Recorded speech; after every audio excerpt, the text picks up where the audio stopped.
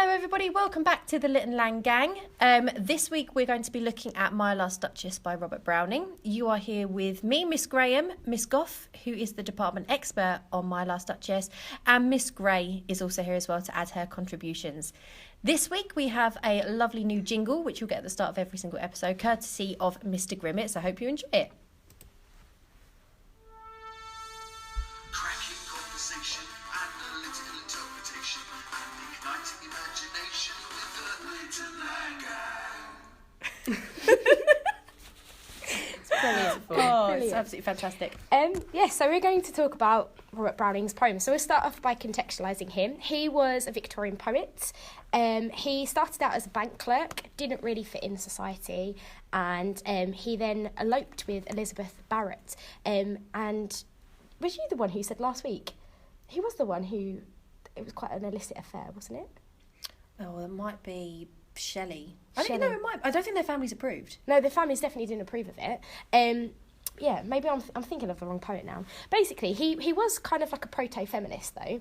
Which means a feminist, you can argue their work has feminist themes, but it predates the word feminist being coined.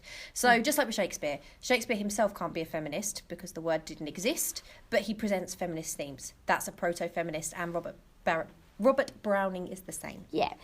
So both he and his wife experienced like very oppressive patriarchal rulers in their life with their fathers who did not approve of the match, and this is kind of echoed throughout this poem. So for the higher abilities, if you want to have a look at Porphyria's lover, the representation of women throughout those poems as well will be really, really useful to help you contextualise Robert Browning, and he is very famous in terms of using the dramatic monologue. It was his most used type of poem. And yeah, so I'm just going to quickly talk about the real Duke of Ferrara because that is linked at the beginning. So he had a wife who, so he's from Italy, and he's an Italian diplomat, and had a wife who died in suspicious circumstances, and they think she may have been poisoned. So yeah, There's definite foul play rumours, but it's one of those things a little bit like Jack the Ripper, famously unsolved. Yeah. And so we'll get cracking with the language side of things now. So we start straight away, even if we look at the title, with that possessive pronoun my. So My Last Duchess. There's kind of this chilling kind of atmosphere even created there. Yeah, I would say it's almost like because the title is the first line, My Last Duchess, that's My Last Duchess. It's like that idea instantly for the reader is enforced, that possessive pronoun and that ownership of her, be that the ownership of her as a woman or the ownership of the painting. Yeah. It's not repetition because it is the title, but it is almost repeated for the reader. Yeah, and this is something like he does this quite a lot. He repeats things throughout that are echoed, not quite repetition, but certainly echoed throughout. So that possession is something we really see throughout this whole dramatic monologue, and we'll talk about that in the structure section. But he refers to her constantly with these possessive pronouns. We even see that he has the curtain on line 10, which he draws back to show the messenger, and he really makes a point of saying, but I. It's only he that controls her in the painting now, because he couldn't control her in life, is basically what he's saying throughout this poem. Also, he kind of did control her. He did control her in life, because did control her. If we believe this, it's important to note he doesn't actually state he killed her. It's all just implied, and that's a lot of the things with My Last Duchess. It's all implied. It does make it quite a complex poem. Yeah. But he couldn't control her, so he controlled her life in a sense that he presumably had her killed. Yeah. Now he controls the painting, and he puts the curtain by. Even his possession is shown through something as simple as, did you tell Miss Gough off for coughing and you've just coughed? And now I'm really Even as simple as the lack of name. He's not named as well. He is just the Duke. But she too is unnamed, and names in literature are really important. Especially in poetry, if you've got a name of a character, well, the poems don't last long enough. So that's really very important. If she's unnamed, a little bit like Curly's wife in Of Mice and Men, it perhaps shows her lack of importance in comparison to what he perceives as his great importance. Yeah, definitely. And the fact that he always refers to her as a Duchess, that's kind of like the married title she would have. And he talks about the gift of a 900-year-old name, doesn't he? Yeah. And even there, it's like he's shocked that she doesn't approve of that name. I can't stop giggling now. What you didn't see there is Miss Gray removed herself to the far corner of the room to cough, and then just coughed extra loudly. She did, yeah, which isn't helpful at all. He talks about that. He treats the idea of his marriage to her as being like a gift, and like, who is she to flirt around with like for Pandolf and other men, but that's only framed through his narrative, though. We've got to remember. Even that name, though, I mean, even to today, you might argue the fact that women taking a man's name is becoming an outdated practice. Women certainly in today's society don't feel the need to take a husband's name. No. And if you think about, again, modern context of it, to take a man's name, Mrs. is Mr. apostrophe S, Misters, and then you've got his name. And even historically, even today, people might still be referred to as, like, I don't know, Mrs. like George Smith. She's even taking the husband's name, even though that's rarer. The way he views his name as a gift just shows his patriarchal attitude towards her. Yeah. He has given her something that, this 900-year-old name, that he doesn't actually believe she's grateful enough for. No, he doesn't. And we really see from his point of view, because it's framed that way, we don't really get her side of things. It's all from his perspective. We have a completely silent audience. It's very clear he's talking to someone. Because there are phrases like... when it's like at the bottom... line 25. Sir, 'twas all one, my favourite her breast. Someone's clearly questioned him. Yes. Yet that line isn't presented to us. We just have to presume that someone has spoken there. He's clearly taking someone on a tour around his house. He's showing them the painting. It's clearly out of the way because at the end of the poem it says we'll go back downstairs. It's the messenger for the next dowry. So they've obviously got a down payment ready for the next marriage. So he's actually got the messenger for the next kind of fated family match. And this is a warning. It's like a warning to them that I have the control, I have the power. And he does, because he even controls that we don't hear anything they say. This is in 100% entirely his narrative voice, isn't it? Yeah, definitely. So we get this at the beginning we kind of get these like euphemisms popping through, where he implies that for Pandolf, so busily a day, his hands worked busily a day. Yeah, painting this picture of her, and he's like saying like, yeah, he's saying like he painted that spot of joy in her cheek and things like that. And he's always saying he made her look more beautiful because there was something going on between them. And as we go through, it's kind of like Sir, 'twas all one. That's line 24. Have my favourite abreast, the dropping of the daylight in the west. That kind of imagery there. That it's all going west. It's not going to plan.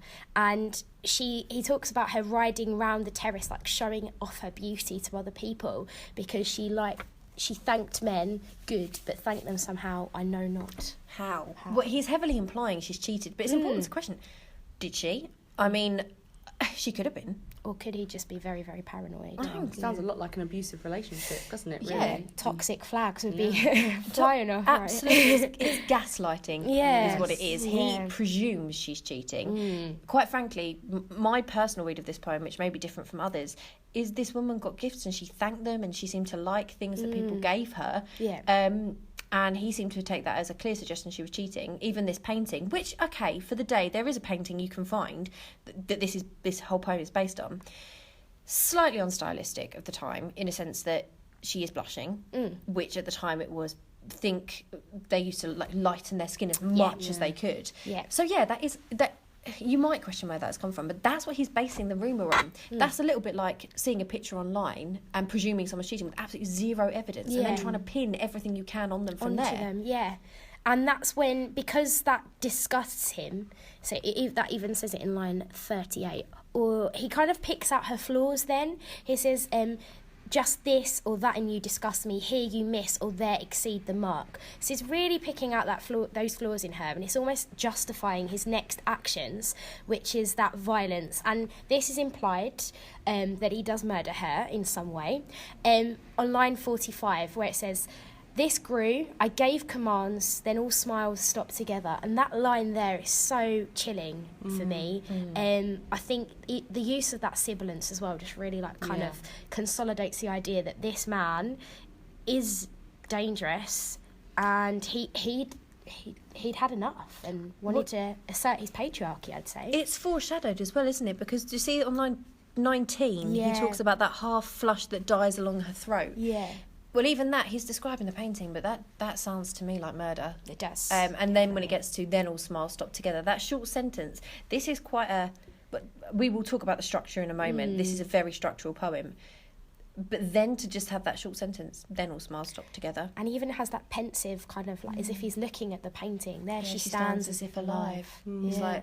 And then he's almost allowing the messenger of the next marriage to take on board the implied meaning and be like... And then the next line, it's like he recognises himself. Yeah. Well, please, you rise. Yeah. It's like, whoa, it's like Jekyll and Hyde. He's just completely gone from this total warning to... Yeah. Let's head And back downstairs. I even read that part here, will it please you rise? I even read that there, that the messenger has found out that too much has been said, and he's like getting away, because he's like, even at the end, no, we'll go down together, sir. Like, don't rush off. I know I've revealed too much. And that's what a dramatic monologue does, and that's what Browning is very famous for. Yep. In dramatic monologues, a character reveals too much to people that they don't mean to. So it's very stylistic of a dramatic monologue. Stylistic. Yeah. And That he repeats, because even on that line, 45, 46, you know, then all smiles stop together, there she stands as if alive. That is where we're talking about. It's not exact repetition, it's echoing of lines like 1 and 2, looking as if she were alive. Yeah. So we've got that echo that it was suggested to begin with. Maybe when he sees that painting, it's his initial thought, that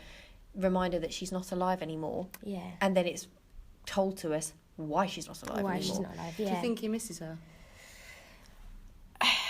I think he probably misses the idea of having a woman that would have been respectable and kind of he could show off around society. Because kind of that irony, isn't it? And that's what Browning's really clever at with here. It's the irony that we've got someone who wants to control, and we hear that moral voice. He's actually been really critical and saying, actually, if you are too...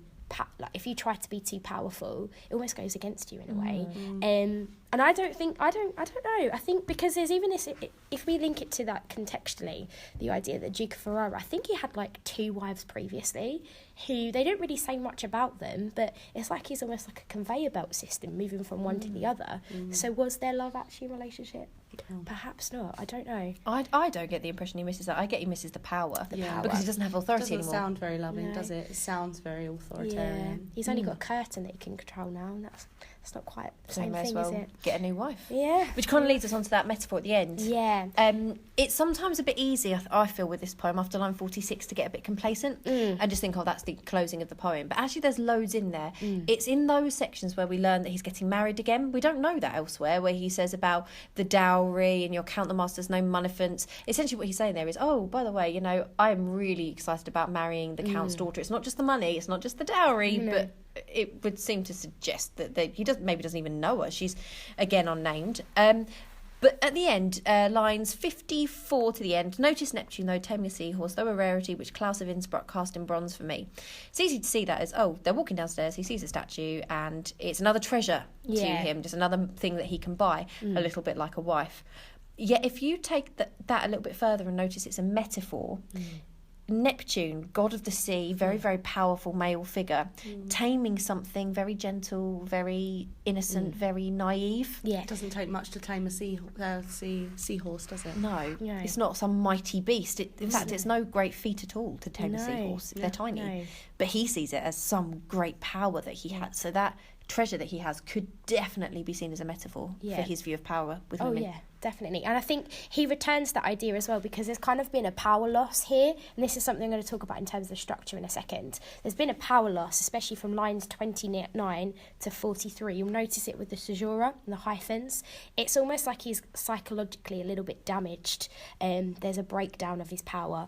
And that there at the end, that cast in bronze, is just a reminder, I can be powerful when I want to be. And it's ironic because Robert Browning's framed it in this narrative to make him look powerful, but actually is criticising him a lot, I would say. And just like many men in society, so he's actually protesting against the abuse of women. Oh, yeah, I'd definitely say, you know, if we take all of that context that we just mentioned about his view of women, I mean, heaven's sake, his wife double barrels her surname. I mean, for that time, that's unheard of. Shows how much he viewed her as an equal. He was the one pushing for her work to be published. He thought his wife's poetry was better than Shakespeare. So he views women very much as an equal, and then to produce a poem where men exploit women, I think that, and then he comes across very negatively. I would hardly imagine that's a coincidence. No, not at all. And I think that goes nicely, because we've been mentioning it, the structure now. So we've already touched upon that, the dramatic monologue. This is obviously quite a superlative example of it. It's very, very effectively done. We've got the rhyming couplets in there. It is an iambic pentameter. It's in 10 syllables a line. Yeah, 10 syllables. Yeah, and the rhyme isn't easy to notice. You have to be we don't read this in a rhythm. We don't read it so you forcing, that's my last Duchess painted on the wall looking as if she were alive. I call that piece. When you read it like that, you hear it. But it's actually very subtle. Yeah. Very conversational. Very but when you look at those last lines, wall, call, hand, stand, said, read. Quite interesting. Lines, what are we on here? 7 and 8? Yep. Strangers like you that picture countenance the depth and passion of its earnest glance. There he's describing the Duchess, and if you notice, his rhyme slips.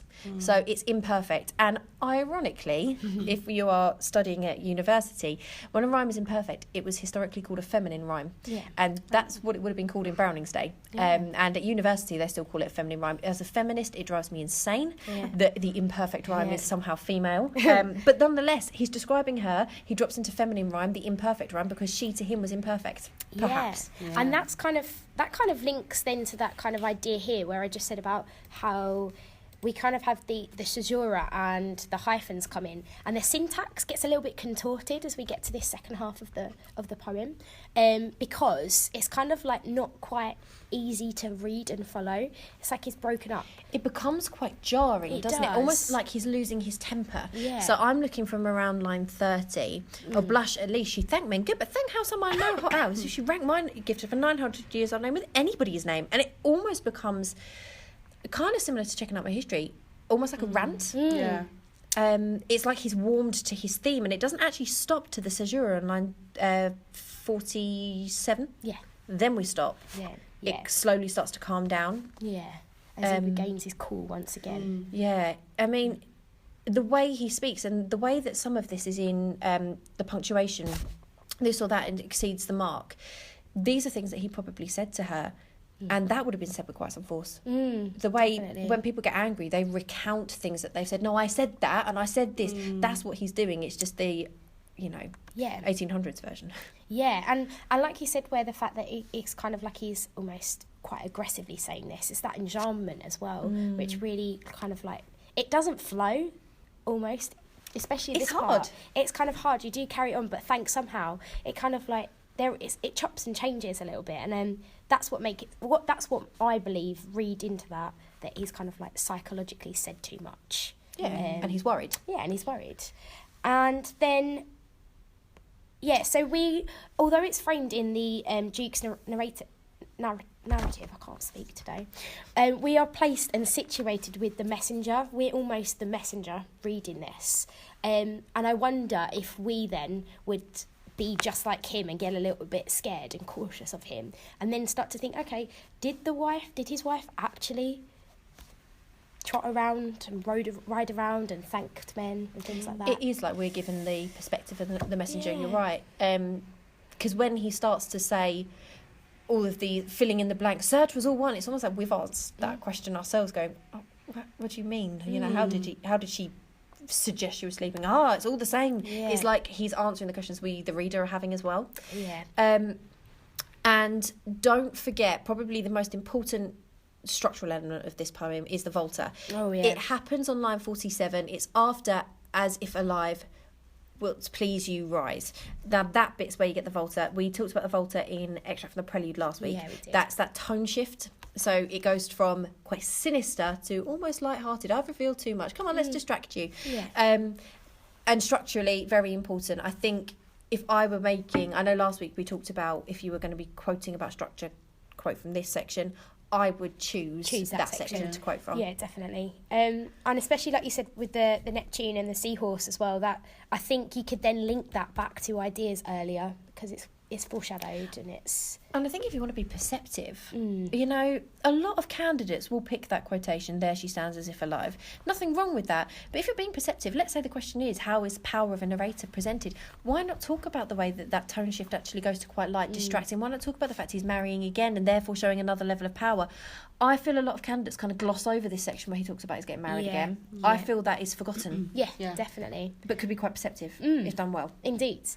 And as you've mentioned, the power of nature, I think we'll finish off with some themes. Yeah, let's talk about the final themes. So we spoke about ones we could fit it with. So power of narrator and checking out my history. Yeah. And I spoke about how you could focus on the unreliability of this narrator. So at A-level, and again, we kind of talked about this last week, a couple of links to the A-level, we look at a text like The Great Gatsby, and our narrator, Nick, loves Gatsby. So as a result, Gatsby comes across quite positively in the novel because our narrator likes him. And when you isolate Gatsby's behaviours, don't worry, I'm not going to spoil it, but when you isolate what Gatsby does, he's actually pretty nasty. Yeah. But he's called The Great Gatsby. Yeah. And that's unreliable. The Duke is the same. This is his perspective on what happened with his wife. I'm sure if we heard the Duchess's version of events, it would be entirely different. So, but because his is the only word we hear, literally the only word we hear, he has complete control, but he's completely unreliable. Yeah, yeah. So that might be something you want to look at there. And obviously, we will draw upon this in terms of pride as well that comes in checking out my history. It's that idea, there's an anger in both of those poems that you might want to link together. Obviously, they're for different reasons. Well, I think as well, to a kind of degree, you have that with Ozymandias as well. Yeah, you do, yeah. And even London, if you want to think about the political ideology behind it. I think what you've got here, we've put London down as a comparison poem, but actually with the theme of control. I think you could, if the question was power, I think you could talk about London, definitely. I think it goes really well with control, because you were saying, weren't you, about the control of the people in London? Yeah, and how it's all like structured. What's the word? The Thames. It flows like... Chartered. yeah. Chartered street, and all the maps are even chartered too, and it's all very much controlled. So you might want to look at the symbolism there, and the control of the church in London, and the control of the church, who he was critical of, but that's blood running down the palace walls and the blackening church and things like that. And then finally, arrogance. So we've got a very proud, arrogant character in Ozymandias. And then in London as well. Yeah. Well, he's angry at society for failing to help and abusing people, like the weak, the vulnerable, vulnerable. Yeah. Fantastic. Yeah. Super. So that is a very quick summary of My Last Duchess. Again, we're trying not to keep these too long for you guys. This one's gone over ever so slightly. It's not the end of the world, hopefully. We're trying to keep these approximately sort of 15 to 20 minutes, just a little snapshot of it, something you can revise from at home, and hopefully just getting something maybe you haven't considered before out of it. Next week we are going to be talking about Storm on the Island, which is Miss Gray's expert poem, which is fantastic. Very excited because I do not feel as educated on that poem as I did on others. Let me educate you, Miss Graham. Oh, fantastic! I can't wait. But anyway, do keep downloading. I hope you enjoyed it, guys, and I hope you're finding it useful. Bye. Bye.